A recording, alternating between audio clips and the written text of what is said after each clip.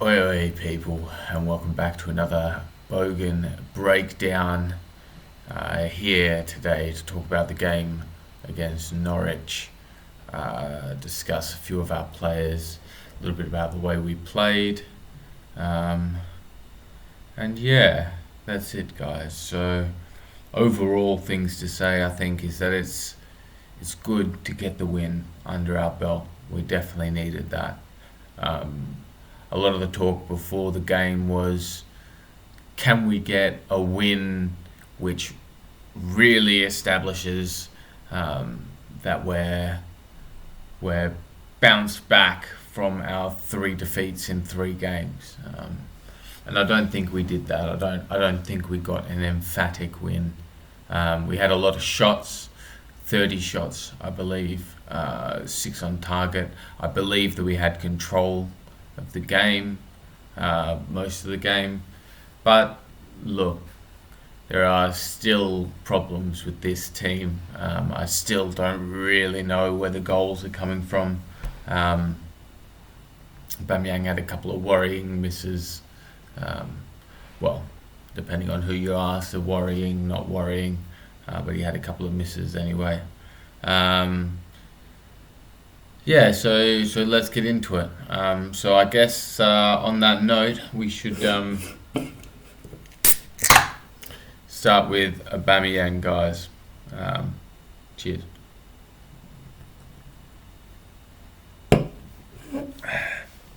So Aubameyang's a strange one because for me, I think that he is definitely the best striker that we have at this club. Now, some people might say that's Lacazette. For me, Lacazette has never scored 20 league goals in a season, so he can't be a best striker. I understand the other stuff that he offers to the team, and yeah, look, that's important too. But we have other players that can cover that. We have a problem with finishing chances and scoring goals, and you would hope that Aubameyang is the guy to do that, but he hasn't been recently. As I said earlier, he started out with a couple of misses in this game. I believe one was a ball over the top from Odegaard, which he tried to kind of curl around Krul, but yeah, he couldn't get it past him. Krul got a hand to it. Another one, I think, was from Tierney. I think a ball from Tierney that Aubameyang got on, and he ran through towards Krul, and Krul was out of his box, and Aubameyang shot. I thought a little bit early. He could have taken a touch. I guess you have to leave that to his discretion. You know, he is the elite forward, or supposedly is. Anyway, so you know, what the fuck do I know? Yeah, look, I hope the goal helps him. I hope that he uses this as a springboard to do a little bit better, because we definitely need someone to score for us. I'd like to see him just get a run in the team of straight games. That would be really, really helpful. Looking across our forward line, Pepe, Nico Pepe, man, Nico Pepe. He's a tough one. Really. He does a lot of very hard stuff, but doesn't seem to be able to do a lot of stuff that you think would be easier than the hard stuff that he can do. If that makes sense, he misses some of the basic things.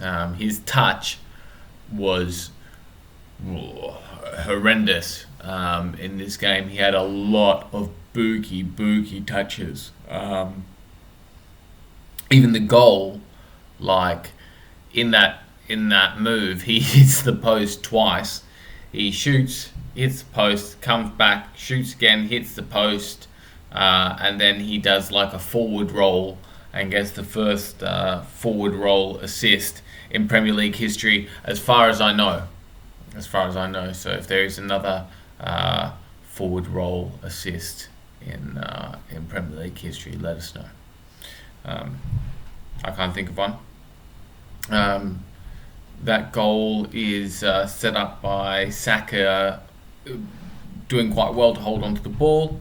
I didn't think Saka had a particularly good game. I tweeted out, I think at half time, that I thought that we should swap Pepe and Saka. It was definitely after the booking of Aaron's. I can't remember what minute that was in.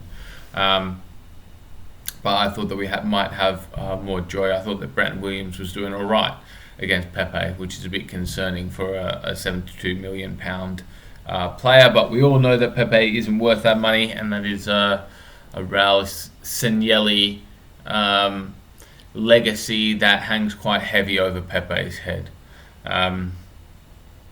Looking elsewhere in the team, guys, Odegaard.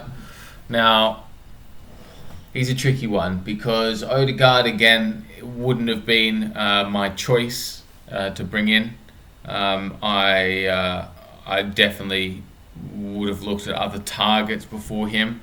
But what he has done, and what he did do, is really push our press. I thought he did a really good job of marshalling our press. He presses very well. He shuts space well, in my opinion. And there were a lot of times where I looked at Aubameyang, and Aubameyang wasn't pressing very aggressively, and Odegaard would just blow straight past him from behind him.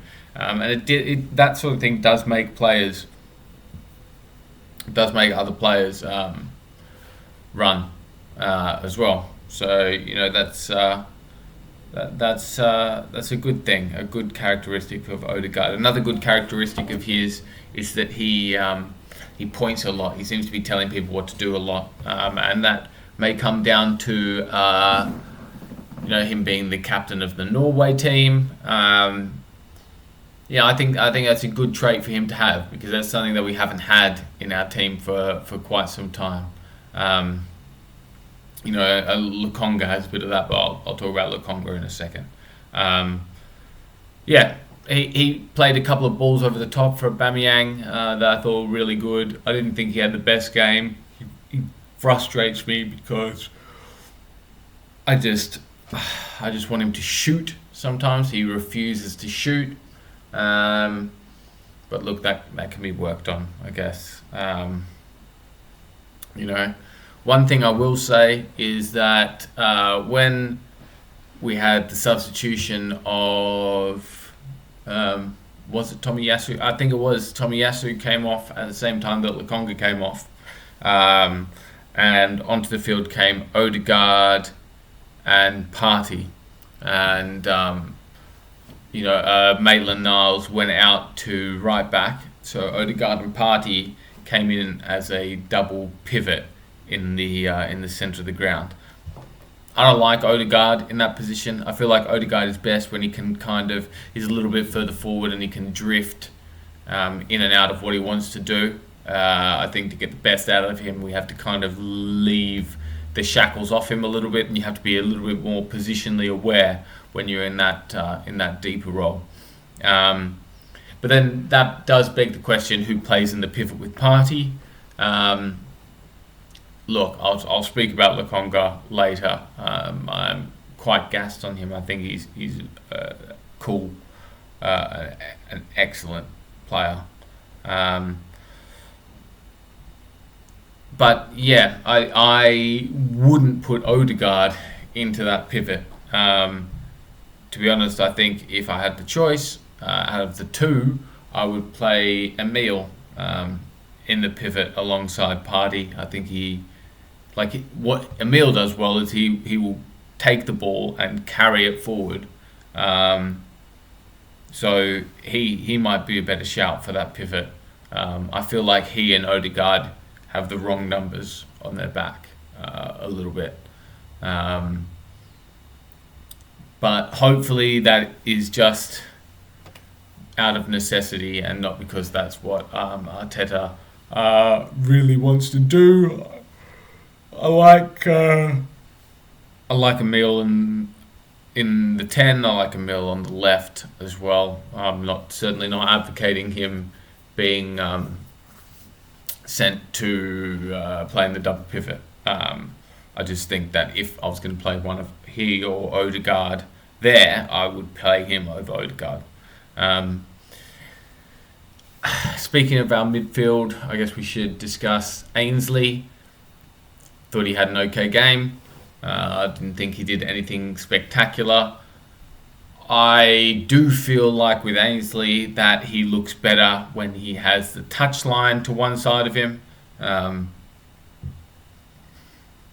I feel he defends better. He does everything better when he has the touchline to one side rather than when he's in the middle of the football pitch.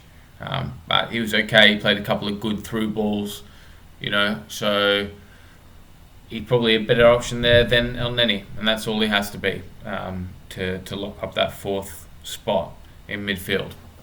And now, last but certainly not least, you know what? Before we get into him, we should just quickly mention that Partey when he came on with ESR. They just changed the game, and it was Partey's ball to Saka that went to Pepe that ended up in the goal. He just took out the whole midfield. It was a fantastic ball through. And that is something that Partey doesn't get the credit for. And that does happen with black players sometimes. People reduce them down to physical attributes like pace and power and that sort of thing. But Partey he has a pass on him. He's technically pretty decent. Like he's a good technical player. And I don't think he gets the credit he deserves in that regard. You see the same thing happen with like a player like a Paul Pogba. You often see people talk about his pace and power. It's certainly not his most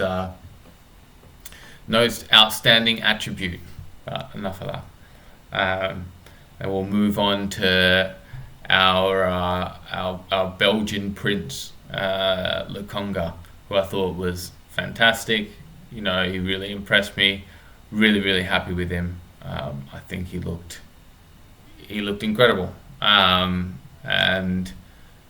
I hope that we are able to develop him in the right way and not just kind of push him into the fire like we've done with a lot of our other young players, expecting them just to do well, which is quite a difficult expectation if you ask me. Just quickly, Tomiyasu, I thought he looked solid. I've seen a lot of people gassing the crap out of his performance. Look, it was a good performance. I like him there. I was actually surprised at how quick he was. I'd like to see a few more games of his before I launch into a judgment. But I thought his recovery pace was good. Thought he looked decent. He got his head to a lot of stuff. So, yeah. Hopefully all positive going into Burnley, guys. We didn't get the win that we wanted. You can't always get what you want. Sometimes you have to settle for what you need, I guess. And I guess we got what we needed. So I guess I'll do something in advance of the Burnley game. I don't know, but check the Twitter, and I'll let you all know. So anyway, that's it from me. Have a good Sunday. Laters.